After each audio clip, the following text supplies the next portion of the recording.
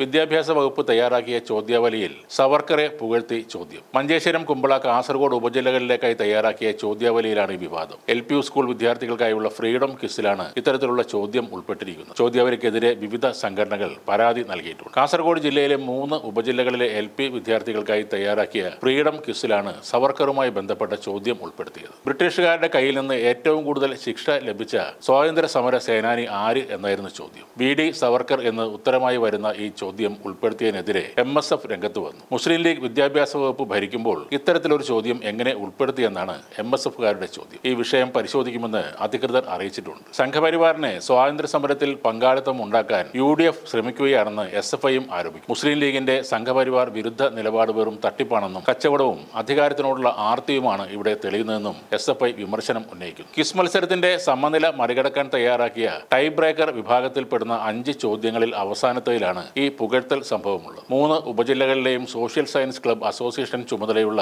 അധ്യാപകർ ചേർന്നാണ് ഈ ചോദ്യാവലി തയ്യാറാക്കിയത്. ബ്രിട്ടീഷുകാരുടെ കയ്യിൽ നിന്ന് ഏറ്റവും കൂടുതൽ ശിക്ഷ ലഭിച്ച സ്വാതന്ത്ര്യ സമര സേനാനി ആരാണെന്ന ചോദ്യത്തിനാണ് ബ്രിട്ടീഷുകാർക്ക് ഏറ്റവും കൂടുതൽ തവണ മാപ്പെഴുതി കൊടുത്ത് ജയിലിൽ നിന്നും പുറത്തിറങ്ങിയ BD സവർക്കറുടെ പേര് ഉത്തരമായി നൽകിയത്. എന്നാൽ ഒരു തരത്തിൽ നോക്കിയാൽ ഈ ചോദ്യം തന്നെ തെറ്റായ ഒന്നാണ്. ബ്രിട്ടീഷുകാർക്കെതിരെ പോരാടിയ ഇന്ത്യക്കാർക്ക് കിട്ടിയതിൽ വെച്ച് ഏറ്റവും കടുത്ത ശിക്ഷ മരണശിക്ഷ ആയിരുന്നു. അതിനു വലുതായി ഒരു ശിക്ഷയും ഈ ലോകത്തില്ല. 1931 മാർച്ച് 23-ന് ഭഗത് സിംഗിനെയും രാജ്ഗുരുവിനെയും സുഖദേവിനെയും ബ്രിട്ടീഷ് സർക്കാർ തൂക്കിലേറ്റി കൊന്നിരുന്നു. ആ സമയത്ത് ഭഗത് സിംഗിന് വെറും 23 വയസ്സായിരുന്നു പ്രായം. ബ്രിട്ടീഷുകാരെ പുറത്താക്കുക എന്നതിൽ ഉപരിയായി പുതിയൊരു ഇന്ത്യയെക്കുറിച്ചുള്ള സ്വപ്നങ്ങൾ ഉണ്ടായിരുന്ന വിപ്ലവകാരിയായിരുന്നു അദ്ദേഹം. സ്വാതന്ത്ര്യ സമരത്തിലെ ധീരനായകർ എന്ന് കേൾക്കുമ്പോൾ ഇൻകിലാബ് സിന്ദാബാദ്, സാമ്രാജ്യത്വം തകരട്ടെ, ബ്രിട്ടീഷുകാർ ഇന്ത്യ വിടുക എന്നീ മുദ്രാവാക്യങ്ങൾ മുഴക്കിക്കൊണ്ട് സധൈര്യം മരണത്തിലേക്ക് നടന്നു നീങ്ങിയ ഭഗത് സിംഗിന്റെയും സുഖദേവിന്റെയും രാജ്ഗുരുവിന്റെയും ഓർമ്മകളാണ് നമ്മുടെ കുട്ടികളുടെ മനസ്സിലേക്ക് കടന്നു വരുന്നത്. അവിടെയാണ് സവർക്കറെ പോലുള്ളവരുടെ പേരുകൾ തിരികെ കയറ്റാൻ ശ്രമിക്കുന്നത്. എന്നാൽ ഇന്ത്യൻ സ്വാതന്ത്ര്യ സമരത്തിൽ പങ്കെടുത്തതിന്റെ പേരിൽ